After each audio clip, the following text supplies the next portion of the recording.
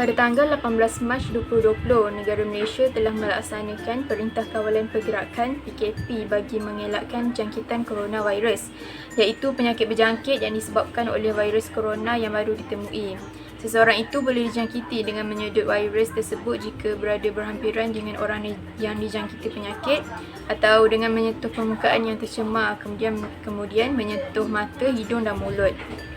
Banyak sektor yang terjejas ekoran penularan COVID-19, antaranya ekonomi, pelancongan, teknologi dan e-dagang serta pendidikan. Buat julung kalinya dalam sejarah, semua sekolah di Malaysia dan majoriti negara di dunia terpaksa ditutup serentak disebabkan bahayanya penularan COVID-19 serta memerlukan tindakan pantas kerajaan untuk mengelakkan virus ini terus tersebar. Kalau kebiasaannya anak-anak ke sekolah dan institut pengajian tinggi untuk menuntut ilmu, tetapi hari ini mereka tidak lagi diberi kebebasan untuk keluar demi menyelamatkan nyawa mereka dan keluarga.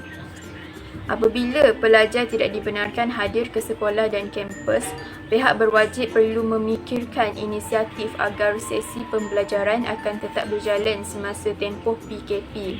Proses pembelajaran boleh dilakukan walaupun tanpa berjumpa berhadapan seperti lazimnya, contohnya melalui alat telekomunikasi sama ada secara bersemuka atau secara tidak bersemuka.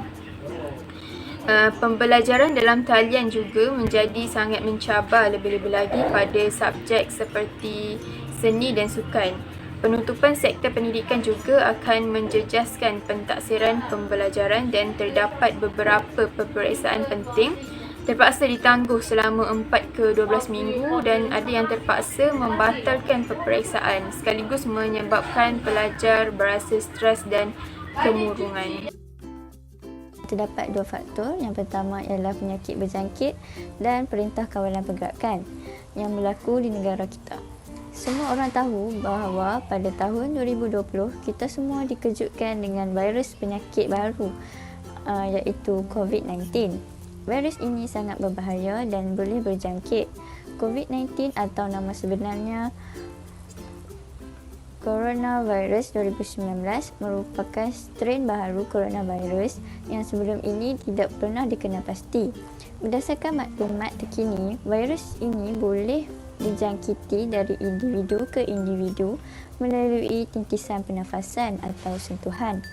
Virus ini mula dikesan di bandar Wuhan, China dan mula tersebar ke seluruh dunia. Virus ini mempunyai gejala seperti demam, batuk dan sukar untuk bernafas.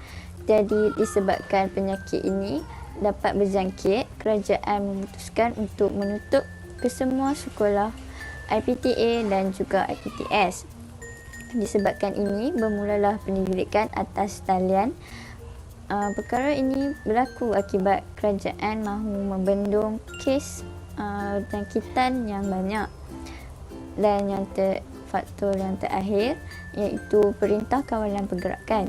Pada 16 Mac 2020, Perdana Menteri Malaysia yang baru iaitu Tan Sri Muhyiddin Yassin telah membuat pengumuman bahawa kerajaan memutuskan untuk melaksanakan Perintah Kawalan Pergerakan mulai 18 Mac 2020.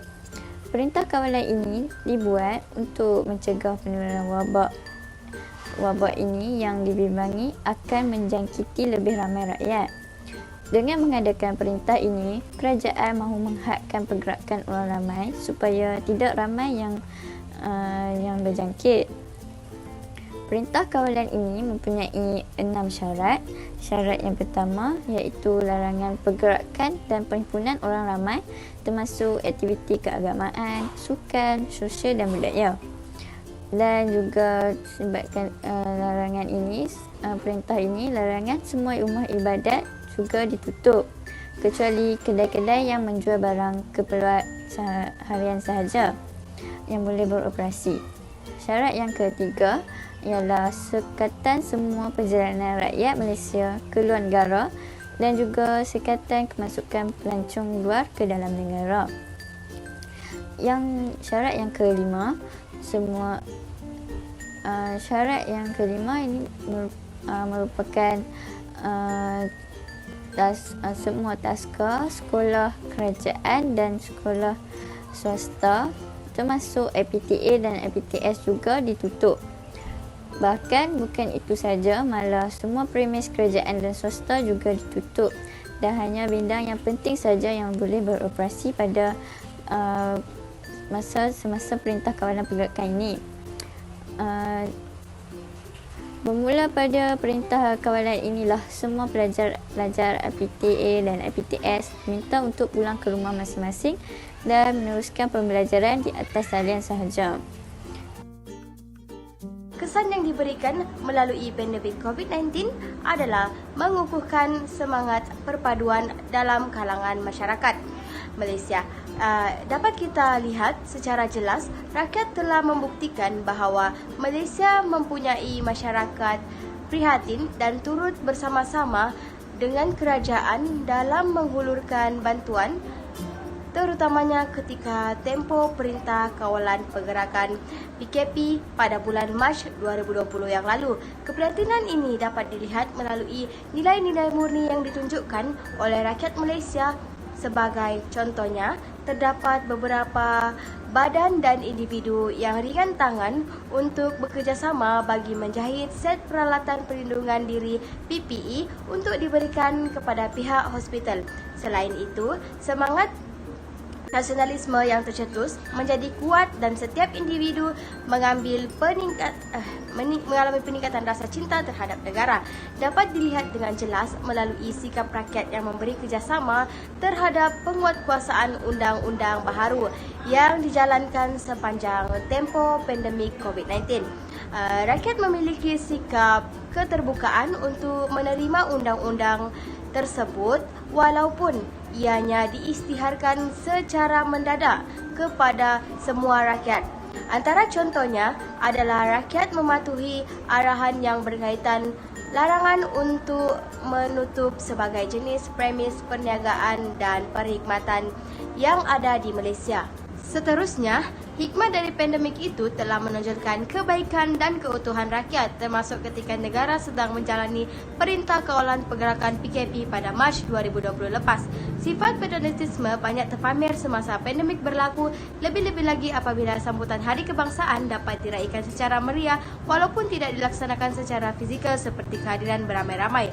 Berbagai acara yang diadakan semasa sambutan Hari Kebangsaan negara kita yang mendapat sambutan yang baik dari kalangan rakyat walaupun ianya dijalankan tidak seperti yang selalu.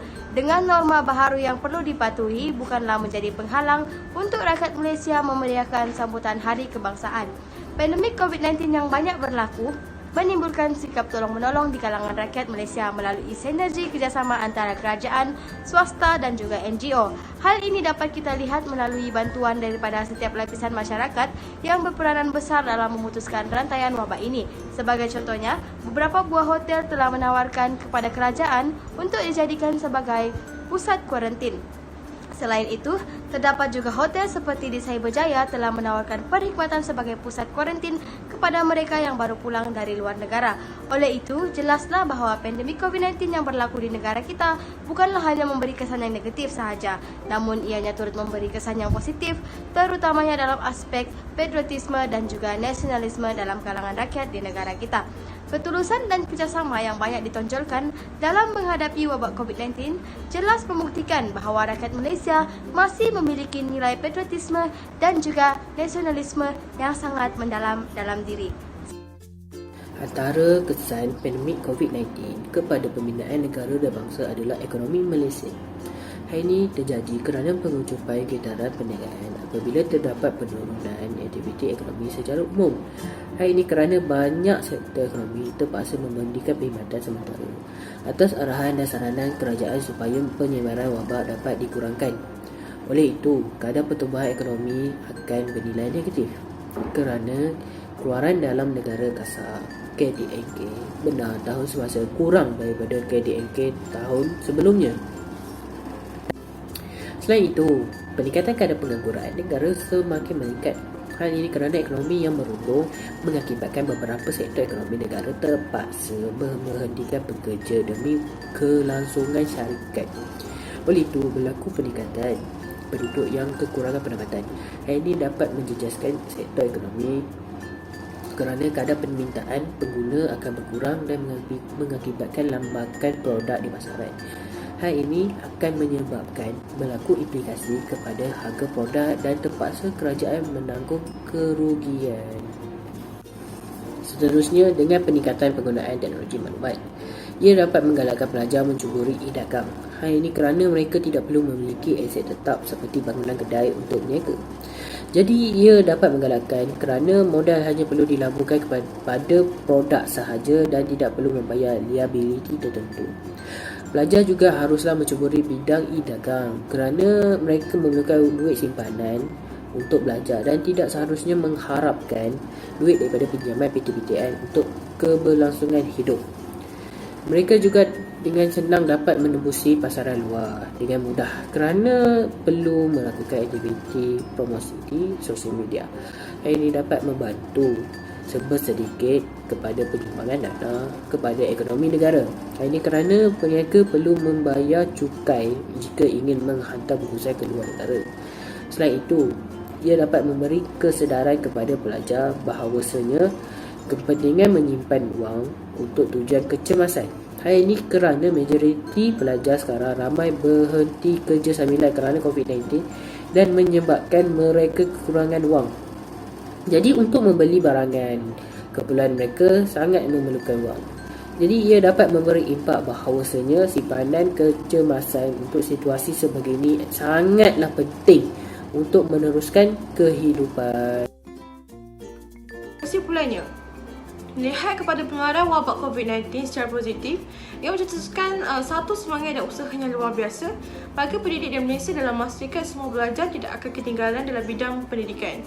Para pendidik berusaha sedaya upaya menjadi kreatif dalam mempelbagaikan kaedah pengajaran, terutamanya dengan menggunakan aplikasi di media sosial seperti WhatsApp dan juga Telegram. Mereka tanpa segan silu berguru bagi meningkatkan keupayaan mereka dalam mendidik seiring dengan kemajuan teknologi. Selari dengan norma baharu, pembelajaran secara atas talian ini memerlukan komitmen dan sokongan yang tidak terhingga oleh ibu bapa dalam membantu pendidik mendidik murid. Ibu bapa perlu memahami norma baharu pendidikan dalam membantu pendidik mendidik murid dengan memantau sesi pembelajaran dan kerja sekolah mereka serta memberikan ruang kepada anak mereka untuk sentiasa menghadiri kelas atas talian ini. Pelibatan murid dalam kelas atas talian ini bukan sahaja mendengar celoteh pendidik, tetapi juga hendaklah memberikan respon serta menyiapkan tugasan yang diberikan dalam masa yang sepatutnya.